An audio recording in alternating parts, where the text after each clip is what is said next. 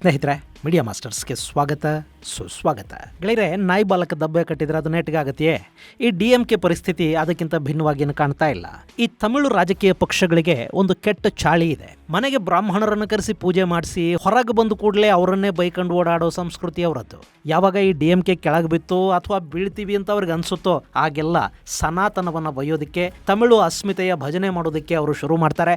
ಈಗ ಮತ್ತೆ ಅವರು ಅದನ್ನೇ ಮಾಡೋದಕ್ಕೆ ಶುರು ಮಾಡ್ಕೊಂಡಿದ್ದಾರೆ. ಕಳೆದ ಬಾರಿ ಪಾರ್ಲಿಮೆಂಟ್ ಚುನಾವಣೆಗಳು ಹತ್ತಿರ ಬರ್ತಿದ್ದಂತೆ ಅವತ್ತಿನ ತಮಿಳುನಾಡು ಮುಖ್ಯಮಂತ್ರಿ ಸ್ಟಾಲಿನ್ ಅವರ ಮಗನ ಕೊಳಕು ಬಾಯಲ್ಲಿ ಸನಾತನದ ಬಗ್ಗೆ ಮಾತುಗಳು ಶುರುವಾದವು. ಅದರ ಬೆನ್ನಲ್ಲೇ ಆ ಪಕ್ಷದ ಇನ್ನೂ ಒಂದಷ್ಟು ಲೀಡರ್ಗಳು ನಾಲಿಗೆ ಹರಿಬಿಟ್ರು. ಅದರ ಎಫೆಕ್ಟ್ ಅನ್ನ ಈ ಬಾರಿಯ ಚುನಾವಣೆಯಲ್ಲಿ ಅವರು ಕಾಣ್ತಾ ಇದ್ದಾರೆ. ಉದಯನಿಧಿಯ ಅಪ್ಪ, ಕರುಣಾನಿಧಿಯ ಮಗ, ತಮಿಳುನಾಡಿನ ಮುಖ್ಯಮಂತ್ರಿಯಾಗಿದ್ದ ಸ್ಟಾಲಿನ್ ಈ ಚುನಾವಣೆಯಲ್ಲಿ ಸೋಲನ್ನು ಅನುಭವಿಸಿದ್ದಾರೆ. ಪಕ್ಷ ಕೂಡ ಮಕಾಡೆ ಮಲಗಿದೆ. ಬಹುಕಾಲದ ಮಿತ್ರ ಕಾಂಗ್ರೆಸ್ ಕೈಕೊಟ್ಟಿದೆ. ಇನ್ನು ಮಿತ್ರ ಪಕ್ಷಗಳು DMK ಜೊತೆ ಇರದೆ ಸೀದಾ ವಿಜಯ್ಗೆ ಬೆಂಬಲವನ್ನು ಕೊಟ್ಟಿವೆ. ಇದೆಲ್ಲ ಆಗಿದ್ದು DMK ಪಕ್ಷದ ಡಬಲ್ ಸ್ಟ್ಯಾಂಡರ್ಡ್ನಿಂದ. ಹಾಗಂತ ಅವರು ಸರಿ ಹೋಗಿದಾರ? ನಾಯಿ ಬಾಲದಂಥ ಬುದ್ಧಿ ಅದು ಹೆಂಗ್ ತಾನೇ ನೆಟ್ಟಗಾಗೋದಕ್ಕೆ ಸಾಧ್ಯ? ಈಗ ಮತ್ತೆ ತಮಿಳು ನೆಲದಿಂದ ಸನಾತನವನ್ನ ನಿರ್ಮೂಲನೆ ಮಾಡುವ ಮಾತುಗಳು ಉದಯನಿಧಿಯ ಬಾಯಲ್ಲಿ ಬಂದಿವೆ. ಹಾಗಾದ್ರೆ ಇವರ ಸ್ಟ್ಯಾಂಡರ್ಡ್ ಏನು? ತಮಿಳು ನೆಲದಿಂದ ಬಿಡಿ, ಅಟ್ಲೀಸ್ಟ್ ಅವರು ಮನೆಯಿಂದಾದರೂ ಸನಾತನವನ್ನ ತೆಗೆಯೋದಕ್ಕೆ ಕುನ್ನಿಗಳಿಗೆ ಸಾಧ್ಯ ಆಗುತ್ತಾ? ಇವರು ಯಾಕೆ ಹೀಗಾಡ್ತಾರೆ? ಬನ್ನಿ ನೋಡೋಣ. ಸನಾತನಂ, which separated people should be eradicated. ಹೀಗೊಂದು ಮಾತನ್ನ ಹೇಳಿದ್ದು ಬೇರಿನ್ಯಾರೂ ಅಲ್ಲ, ತಮಿಳುನಾಡಿನ ವಿರೋಧ ಪಕ್ಷದ ನಾಯಕ, ಚೆಪಾಕ ಕ್ಷೇತ್ರದ ಶಾಸಕ ಕಲೈನಾರ್ ಎಂ ಕರುಣಾನಿಧಿಯವರ ಮೊಮ್ಮಗ, ಮುತ್ತುವೇಲ್ ಕರುಣಾನಿಧಿ ಸ್ಟಾಲಿನ್ ಅವರ ಮಗ, ತನ್ನನ್ನ ತಾನು ಕ್ರಿಶ್ಚಿಯನ್ ಅಂತ ಎದೆ ತಟ್ಟಿಕೊಳ್ಳುವ ಉದಯನಿಧಿ ಸ್ಟಾಲಿನ್. ಅಂದಹಾಗೆ ಇಂಥದ್ದೊಂದು ಮಾತು ಕೇಳಿ ಬಂದದ್ದು ತಮಿಳುನಾಡಿನ ಸದನದಲ್ಲಿ. ಅಲ್ಲಿ ಉದಯನಿಧಿಯ ಈ ಮಾತುಗಳ ಬಗ್ಗೆ ಆಶ್ಚರ್ಯ ಪಡಬೇಕಾದ ಅಗತ್ಯ ಏನಿಲ್ಲ.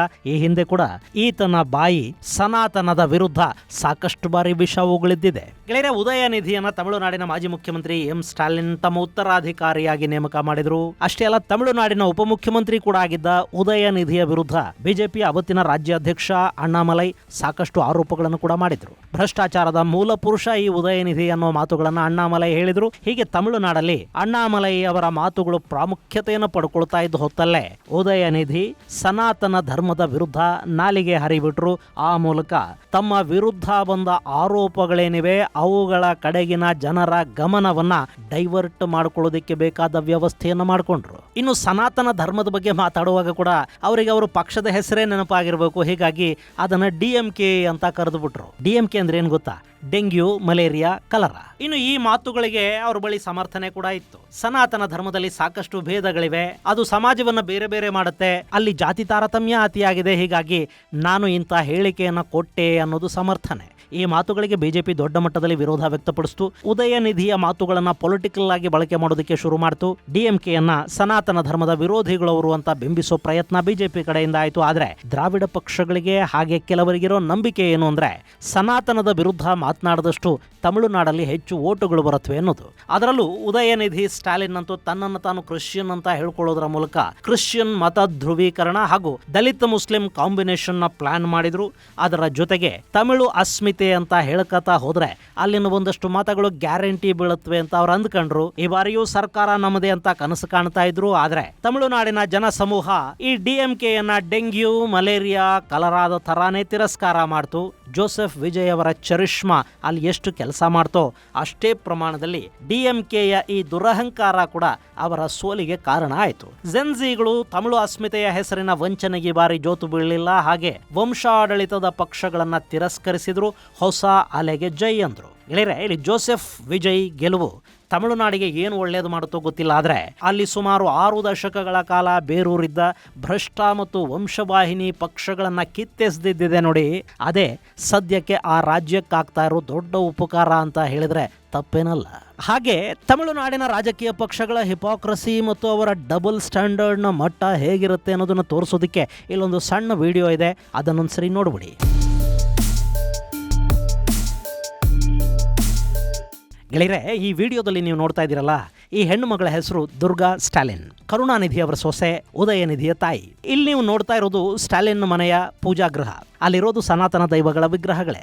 ಆಕೆ ಪ್ರತಿನಿತ್ಯ ಪೂಜೆ ಮಾಡೋದು ಇದೇ ಸನಾತನ ದೈವಗಳಿಗೆ. ಇನ್ನು ಈ ವಿಡಿಯೋ ನೋಡಿ, ಇಲ್ಲಿ ನಡೀತಿರೋದು ಸುಮಂಗಲಿ ಪೂಜೆ. ಗಂಡನ ಆಯಸ್ಸನ್ನ ಹೆಚ್ಚು ಮಾಡಿ ತನ್ನ ತಾಳಿ ಭಾಗ್ಯವನ್ನ ಇನ್ನಷ್ಟು ದಿನಗಳ ಕಾಲ ಉಳಿಸೋದಿಕ್ಕೆ ಬೇಡಿ ಸನಾತನ ಹೆಣ್ಣು ಮಕ್ಕಳು ಮಾಡೋ ಪೂಜೆ ಇದು. ಇದನ್ನು ಮಾಡಿಸ್ತಾ ಇರೋದು ಆರ್ಯರು ಅಂತ ಇದೇ ಜನರ ಬಾಯಲ್ಲಿ ಕರೆಸ್ಕೊಳ್ಳೋ ಬ್ರಾಹ್ಮಣರು. ಅವರು ಪೂಜೆ ಮಾಡಿಸಿದ್ರೆ ಸ್ಟಾಲಿನ್ ಆಯಸ್ಸು ಗಟ್ಟಿ ಇರುತ್ತೆ ಅಂತ ಈ ತಾಯಿ ಭಾವಿಸ್ತಾರೆ.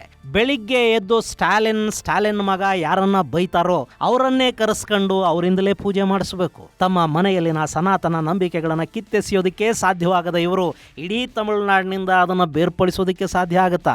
ಆದರೆ ಹಾಗೆ ಮಾತಾಡಿದರೆ ಎಲೆಕ್ಷನ್ ಟೈಮಲ್ಲಿ ಓಟುಗಳು ಬೀಳುತ್ತವೆ ಅನ್ನೋ ನಂಬಿಕೆ ಇವರಲ್ಲಿದೆ. ಇವರ ಸ್ವಾರ್ಥಕ್ಕೆ ಇಡೀ ರಾಜ್ಯದಲ್ಲಿ ಮತದ ಬೆಂಕಿ ಹಚ್ಚೋ ಕೆಲಸ. ಗೆಳೆಯರೆ, ಈ ತಮಿಳುನಾಡು ಅನ್ನೋದು ಒಂಥರ ವಿಚಿತ್ರ ಆಚರಣೆಗಳು, ನಂಬಿಕೆಗಳು ಇರೋ ರಾಜ್ಯ. ನೂರಾರು ವರ್ಷಗಳ ಕಾಲ ಅಲ್ಲಿ ಬ್ರಿಟಿಷರಿದ್ರು ನೋಡಿ, ಅವರು ಭಾರತವನ್ನ ಒಡೆಯೋದಕ್ಕೊಂದು ದೊಡ್ಡ ಪ್ರಯೋಗಶಾಲೆಯ ಥರ ಬಳಸಿದ್ದು ಇದೇ ತಮಿಳುನಾಡನ್ನ. ಅಲ್ಲಿ ದ್ರಾವಿಡ, ಆರ್ಯ ಅನ್ನೋ ವಿಷಬೀಜದ ಬಿತ್ತನೆ ಆಯಿತು.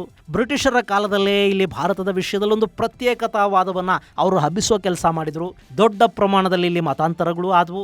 ಇವತ್ತು ಕೂಡ ಅಲ್ಲಿ ಕ್ರಿಪ್ಟೋ ಕ್ರೈಸ್ತರ ಸಂಖ್ಯೆ ತುಂಬಾ ದೊಡ್ಡದಿದೆ. ಅಲ್ಲಿನ ಒಟ್ಟು ಜನಸಂಖ್ಯೆಯಲ್ಲಿ 87.58% ಹಿಂದೂಗಳಿದ್ದಾರೆ. ಹಾಗೆ 6.2% ಕ್ರೈಸ್ತರು, 5.86% ಮುಸ್ಲಿಮರಿದ್ದಾರೆ. ಇನ್ನು ಈ ಹಿಂದೂಗಳ ಜನಸಂಖ್ಯೆಯಲ್ಲಿ ಒಂದಷ್ಟು ಮಂದಿ ಎಥಿಸ್ಟ್ಗಳಿದ್ದಾರೆ. ಅಂದ್ರೆ ನಾವು ಯಾವುದೇ ಮತಧರ್ಮವನ್ನ ಆಚರಿಸುವುದಿಲ್ಲ ಅನ್ನೋ ನಾಸ್ತಿಕರು. ಹಾಗೆ ಹಿಂದೂಗಳು ಅಂತ ಹೇಳ್ಕೊಳ್ಳೋ ಕ್ರಿಪ್ಟೋ ಕ್ರೈಸ್ತರು ಕೂಡ ಇಲ್ಲಿ ಸಾಕಷ್ಟು ಜನ ಇದ್ದಾರೆ. ಇಷ್ಟು ಬಿಟ್ರೆ ಬಹುತೇಕ ಮಂದಿ ಸನಾತನದ ಆಚರಣೆಗಳನ್ನು ಮಾಡ್ತಾರೆ. ಗೆಳೆಯರೆ, ತಮಿಳುನಾಡಲ್ಲಿ ಅತಿ ಹೆಚ್ಚು ಆರಾಧಿಸುವ ದೈವ ಅಂದ್ರೆ ಶಿವ ಮತ್ತು ಷಣ್ಮುಗ.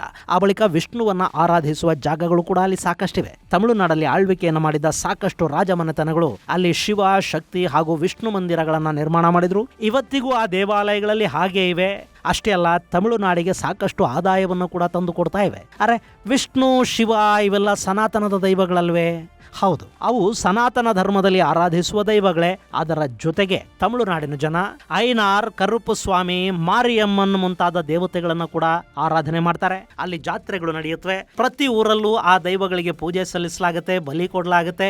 ಇನ್ನು ಷಣ್ಮುಗನಿಗೆ ಕಾವಡಿ ಉತ್ಸವಗಳನ್ನು ಜನ ಮಾಡ್ತಾರೆ. ಶಿವನ ಆಲಯಗಳಲ್ಲಿ ಯಾವಾಗಲೂ ಜನ ತುಂಬಿರ್ತಾರೆ. ಅಲ್ಲಿ ಶಕ್ತಿ ದೇವತೆಗಳ ಆರಾಧನೆ ಕೂಡ ತುಂಬಾ ಹೆಚ್ಚಾಗಿದೆ. ಸೊ ತಮಿಳುನಾಡು ಅನ್ನೋದು ಬಹು ಆರಾಧನೆಗಳ, ಬಹು ಸಂಸ್ಕೃತಿಯ ತವರು ಮತ್ತು ಆ ಸಂಸ್ಕೃತಿಯ ಬೇರುಗಳೆಲ್ಲ ಸನಾತನವೇ. ಕೆಲವರು ಹೇಳಬಹುದು ತಮಿಳುನಾಡಿನ ದೈವಗಳು ಬುಡಕಟ್ಟು ದೈವಗಳು ಅಂತ. ಆದ್ರೆ ಆ ಬುಡಕಟ್ಟು ಆರಾಧನೆಗಳು ಕೂಡ ಸನಾತನವೇ ಅನ್ನೋದನ್ನ ಅವರು ಮರೆತು ಬಿಡ್ತಾರೆ. ಯಾವ ಮುಸ್ಲಿಂ ಕುರುಪು ಸ್ವಾಮಿಯನ್ನ ಆರಾಧನೆ ಮಾಡ್ತಾನೆ, ಯಾವ ಕ್ರಿಶ್ಚಿಯನ್ ಅಯ್ಯನರ್ ಪೂಜೆ ಮಾಡ್ತಾನೆ, ಅದನ್ನ ಮಾಡೋರು ಹಿಂದೂಗಳೇ, ಸನಾತನವನ್ನು ಫಾಲೋ ಮಾಡೋರೆ. ಇಷ್ಟಕ್ಕೂ ಸನಾತನ ಅಂದ್ರೆ ಏನು? ಎಟರ್ನಲ್, ಏಜ್ಲೆಸ್, ಆದಿ ಮತ್ತು ಅಂತ್ಯ ಅನ್ನೋದೇ ಇಲ್ಲದ್ದು ಸನಾತನ. ಯಾವಾಗ ಶುರುವಾಯಿತು ಅನ್ನೋದನ್ನ ಹೇಳೋದಕ್ಕೆ ಸಾಧ್ಯವಾಗದ್ದು ಸನಾತನ, ಯಾವತ್ತಿಗೂ ನಾಶವಾಗದ್ದು ಸನಾತನ. ಬುಡಕಟ್ಟು ಸಂಸ್ಕೃತಿಗಳು ಕೂಡ ಅನಾದಿ ಕಾಲದಿಂದಲೂ, ಮನುಷ್ಯ ಬುದ್ಧಿವಂತನಾದ ದಿನದಿಂದಲೂ ಆಚರಣೆಗೊಳಪಡ್ತಾ ಇವೆ. ಹೀಗಾಗಿ ಅವು ಕೂಡ ಸನಾತನವೇ. ಇನ್ನು ದ್ರಾವಿಡ ಅಂತ ಹೇಳ್ತಾರಲ್ವಾ, ಈ ದ್ರಾವಿಡ ಅನ್ನೋ ಪದದ ಮೂಲ ಎಲ್ಲಿಯದ್ದು? ಸಂಸ್ಕೃತದ್ದು. ದ್ರಾವಿಡ ಅಂದ್ರೆ 3 ಕಡೆ ನೀರಿನಿಂದ ಕೂಡಿದ ನೆಲ ಅಂತ. ಮೊದಲಿಗೆ ಈ ಟರ್ಮ್ ಅನ್ನ ಬಳಸಿದ್ದು ಆದಿಶಂಕರಾಚಾರ್ಯರು. ಅವರು ಉತ್ತರ ಭಾರತದಲ್ಲಿ ಕೋರಿಲ ಭಟ್ಟರ ಜೊತೆ ಚರ್ಚೆಗಿಳಿಯುವಾಗ ತಮ್ಮನ್ನು ತಾವು ಪರಿಚಯ ಮಾಡ್ಕೊಳ್ತಾ ದ್ರಾವಿಡ ಶಿಶು ಅಂತ ಹೇಳ್ಕೊತಾರೆ. ಅಂದ್ರೆ ಸಮುದ್ರ ತಟದಿಂದ ಬಂದವನು ಅಂತ ಪರಿಚಯಿಸ್ಕೊಳ್ತಾರೆ. ಅದೇ ದ್ರಾವಿಡ.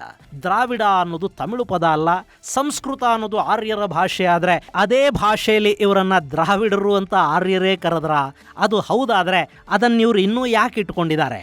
ಗೆಳೆಯರೆ, ಇಂಥ ಪ್ರಶ್ನೆಗಳೇನೇ ಇರಲಿ, ತಮಿಳುನಾಡಲ್ಲಿ ಸನಾತನ ನಂಬಿಕೆಗಳನ್ನು ತೆಗೆದು ಹಾಕೋದು ಅಷ್ಟು ಸುಲಭ ಅಲ್ಲ ಅನ್ನೋದು ಉದಯನಿಧಿಗೆ ಅರ್ಥ ಆದಂತಿಲ್ಲ. ಅಟ್ಲೀಸ್ಟ್ ಅವರ ತಾಯಿಯಾದರೂ ಕರೆದು ಸ್ವಲ್ಪ ಬುದ್ಧಿ ಹೇಳಿದರೆ ಒಳ್ಳೆಯದು. ಇನ್ನು ಮೊನ್ನೆ ವಿಜಯ್ ಪ್ರಮಾಣ ವಚನ ಸ್ವೀಕಾರ ಸಮಾರಂಭದಲ್ಲಿ ಮೊದಲಿಗೆ ವಂದೇ ಮಾತರಂ ಗೀತೆಯನ್ನು ಹಾಡಲಾಯಿತು. ಆನಂತರ ರಾಷ್ಟ್ರಗೀತೆ, ನಂತರ ತಮಿಳು ರಾಜ್ಯ ಗೀತೆಯನ್ನು ಹಾಡಲಾಯಿತು. ಅದಕ್ಕಲ್ಲಿನ ಕೆಲವರು ತೀವ್ರ ವಿರೋಧವನ್ನು ವ್ಯಕ್ತಪಡಿಸಿದ್ರು. DMK ಇದ್ದಿದ್ರೆ ಹೀಗಾಗ್ತಾ ಇರಲಿಲ್ಲ. ತಮಿಳು ರಾಜ್ಯ ಗೀತೆಯನ್ನು ಕೊನೆಯದಾಗಿ ಹಾಡೋ ಮೂಲಕ ಅಗೌರವ ತೋರಿಸಲಾಯಿತು. ಈ ಥರದ ಚರ್ಚೆಗಳಲ್ಲಿ ಶುರುವಾದಷ್ಟೇ ಬೇಗ ಅವಲ್ಲಿ ಮುಗಿದು ಕೂಡ ಹೋದ್ವು. ಆದರೆ ಇಂಥ ಹುಸಿ ಸೆಂಟಿಮೆಂಟ್ಗಳ ಮೇಲೆ ಅಧಿಕಾರ ಗಳಿಸಿಕೊಳ್ಳುವ DMK ಇದನ್ನ ಅಲ್ಲಿಗೆ ಬಿಡಲಿಲ್ಲ. ಸದನದಲ್ಲಿ ಮತ್ತೆ ಉದಯನಿಧಿ ಈ ವಿಷಯವನ್ನೆತ್ತಿದ್ರು. ನಾವು 60ರ ದಶಕದಲ್ಲೇ ಅಧಿಕಾರಕ್ಕೇರಿದ್ವಿ, ಯಾವತ್ತೂ ತಮಿಳು ಅಸ್ಮಿತೆಯನ್ನ ಬಿಟ್ಟು ಕೊಡಲಿಲ್ಲ. ವಿಜಯ್ ಈಗ ಅಧಿಕಾರಕ್ಕೆ ಬಂದಿದ್ದಾರೆ, ಅವರು ಕೂಡ ನಮ್ಮ ಪರಂಪರೆಯನ್ನ ಫಾಲೋ ಮಾಡಲಿ. ಒಂದೇ ಮಾತರಂ ಅನ್ನೋದು ಸನಾತನ, ಅದು ವಿಭಜನೆಯನ್ನ ಹೇಳುತ್ತೆ, ಅದನ್ನು ನಾವು ಎರಾಡಿಕೇಟ್ ಮಾಡಬೇಕು ಅಂತೆಲ್ಲ ಹಳೆ ಪ್ಲೇಟನ್ನೇ ಮತ್ತೆ ಮತ್ತೆ ಹಾಕ್ತಾ ಹೋದ್ರು. ಗೆಳೆಯರೆ, ಇವರಿಗೆಲ್ಲ ಅದು ಎಷ್ಟು ಗೊತ್ತಿದೆಯೋ ಗೊತ್ತಿಲ್ಲ. ಒಂದೇ ಮಾತರಂ ಗೀತೆ ಇದೆಯಲ್ಲ, ಅದನ್ನ ಬಂಕಿಂ ಚಂದ್ರ ಚಟರ್ಜಿ ಬರೀತಾರೆ. ಅವರದನ್ನ ಆನಂದ ಮಠ ಕಾದಂಬರಿಯಲ್ಲಿ ಸೇರಿಸಿದ ನಂತರ ಅದು ತುಂಬಾ ಫೇಮಸ್ ಕೂಡ ಆಗತ್ತೆ. ಅದನ್ನ ಇಡೀ ಭಾರತದಲ್ಲಿ ಮೊಟ್ಟ ಮೊದಲ ಬಾರಿಗೆ ಭಾಷಾಂತರ ಮಾಡಿದ್ದು ಎಲ್ಲಿ ಗೊತ್ತಾ? ತಮಿಳುನಾಡಲ್ಲಿ. ಅದನ್ನ ಮಾಡಿದ್ದು ತಮಿಳು ಭಾಷೆಯ ಸುವಿಖ್ಯಾತ ಕವಿ ಸುಬ್ರಹ್ಮಣ್ಯ ಭಾರತಿ. ಅವರನ್ನ ಅಲ್ಲಿ ಮಹಾಕವಿ ಅಂತ ಗುರುತಿಸಲಾಗತ್ತೆ. ಅವರು ತಮಿಳಿನ ಹೆಮ್ಮೆ ಕೂಡ. ಅಂಥವರು ಒಂದೇ ಮಾತರಮನ್ನ ತಮಿಳಿಗೆ ಭಾಷಾಂತರ ಮಾಡ್ತಾರೆ. ಅವತ್ತಿಗೆ ಬ್ರಿಟಿಷರ ಎದೆ ನಡುಗಿಸಿದ್ದ ಒಂದೇ ಮಾತರಮನ್ನ ಇವತ್ತು ಕೂಡ ತಮಿಳು ರಾಜಕಾರಣಿಗಳು ಸನಾತನ ಅಂತ ಕರೀತಾರೆ. ಅದನ್ನ ದೂರ ಇಡೋದಕ್ಕೆ ಬಯಸ್ತಾರೆ. ಅಂದ್ರೆ ಅವ್ರ ಮೇಲೆ ಬ್ರಿಟಿಷರ ಇನ್ಫ್ಲೂಯೆನ್ಸು ಯಾವ ಮಟ್ಟಕ್ಕಿತ್ತು ಮತ್ತು ಇದೇ ನೋಡಿ ಇವತ್ತು DMK ನಾಯಕರಲ್ಲಿ ಅವರ ಮಾತುಗಳಲ್ಲಿ ಕಾಣ್ತಾ ಇರೋದು ಅದೇ ಬ್ರಿಟಿಷರು ಬಿತ್ತಿದ ವಿಭಜನೆಯ ದ್ವೇಷ. ಬರೀ ಉದಯನಿಧಿ ಮಾತ್ರ ಅಲ್ಲ, ಇವರ ತಾತ ಕರುಣಾನಿಧಿ ರಾಮಸೇತು ವಿಷಯದಲ್ಲಿ ಖ್ಯಾತೆ ಶುರು ಮಾಡಿದ್ರು. ಈ ರಾಮ ಯಾವ ಕಾಲೇಜಲ್ಲಿ ಇಂಜಿನಿಯರಿಂಗ್ ಕಲಿತು ಬಂದು ಸೇತುವೆ ಕಟ್ಟಿದ್ದ ಅಂತ ಕೇಳಿದ್ದು ಕರುಣಾನಿಧಿ. ಅಲ್ಲಿ ಸೇತುವೆ ಕಟ್ಟಿದ್ದು ರಾಮ ಅಲ್ಲ, ಅದನ್ನು ಕಟ್ಟಿದ್ದು ನಮ್ಮ ಕರ್ನಾಟಕದ ನಳ ನೀಲ ಅನ್ನೋ ಇಬ್ಬರು ಬುಡಕಟ್ಟು ಜನಾಂಗದ ಇಂಜಿನಿಯರ್ಗಳು. ಕರುಣಾನಿಧಿ ಅವತ್ತು ಹಾಗೆ ಕೇಳಿದಾಗ ನಮ್ಮ ಕರ್ನಾಟಕದ ಯಾವ ಕನ್ನಡಾಭಿಮಾನಿ ಕೂಡ ಕರುಣಾನಿಧಿಯನ್ನು ಖಂಡಿಸೋದಿಕ್ಕೆ ಹೋಗಲಿಲ್ಲ, ಪ್ರಶ್ನೆ ಮಾಡಲಿಲ್ಲ. ಆ ಸೇತುವೆಯ ಅಸ್ತಿತ್ವದ ಬಗ್ಗೆ ಮಾತನಾಡಿ ನಳ ನೀಲರನ್ನ ಹಾಗೆ ಕರ್ನಾಟಕವನ್ನು ಅವಮಾನಿಸ್ತಾ ಇದ್ದಾರೆ ಅಂತ ನಮ್ಮಲ್ಲಿ ಯಾರಿಗೂ ಅನ್ನಿಸ್ಲೇ ಇಲ್ಲ. ಅದು ನಮ್ಮ ದುರಂತ. ಇನ್ನು ಈಗ ಉದಯನಿಧಿ ಮತ್ತೆ ಸನಾತನದ ವಿರುದ್ಧ ಮಾತಾಡ್ತಾ ಹೋಗ್ತಾ ಇದ್ದಾರೆ. ಅವ್ರು ಹಾಗೆ ಮಾತಾಡೋದನ್ನ ತುಂಬಾ ಇಷ್ಟಪಡೋದು ಕೂಡ ಬಿಜೆಪಿನೇ. ಯಾಕೆಂದ್ರೆ DMK ಹಾಗೆ ಮಾಡಿದಷ್ಟು ಬಿಜೆಪಿಗೆ ತಮಿಳುನಾಡಲ್ಲಿ ಮಾತಾಡೋದಿಕ್ಕೊಂದು ವಿಷಯ ಸಿಗ್ತಾ ಹೋಗುತ್ತೆ. DMK ಕೆಳಗೆ ಬಿದ್ದಾಗ ಸನಾತನದ ವಿರುದ್ಧ ಮಾತಾಡುತ್ತೆ, ಈ ಬಿಜೆಪಿ ಮೇಲೇಳೋದಿಕ್ಕೆ ಸನಾತನ ವಿರೋಧಿಗಳ ವಿರುದ್ಧ ಮಾತಾಡ್ತಾ ಹೋಗುತ್ತೆ. ಇದು ತಮಿಳುನಾಡಿನ ಕಥೆ. ರಾಜಕಾರಣಿಗಳ ಬಾಯಲ್ಲಿ ಯಾವಾಗ ಏನು ಬೇಕಾದರೂ ಬರಬಹುದು. ಅವರು ಮಾತಾಡೋ ಪ್ರತಿಯೊಂದು ಮಾತು ಕೂಡ ಓಟಗಳಿಗಾಗಿ ಇರುತ್ತೆ, ಅವರ ಸ್ವಾರ್ಥಕ್ಕಾಗಿ ಇರುತ್ತೆ. ಮುಂದಿನ ಸಂಚಿಕೆಯಲ್ಲಿ ಮತ್ತಷ್ಟು ವಿಶೇಷಗಳ ಜೊತೆ ಮತ್ತೆ ಭೇಟಿಯಾಗೋಣ. ಅಲ್ಲಿವರೆಗೆ ಜೈ ಹಿಂದ್, ಜೈ ಕರ್ನಾಟಕ.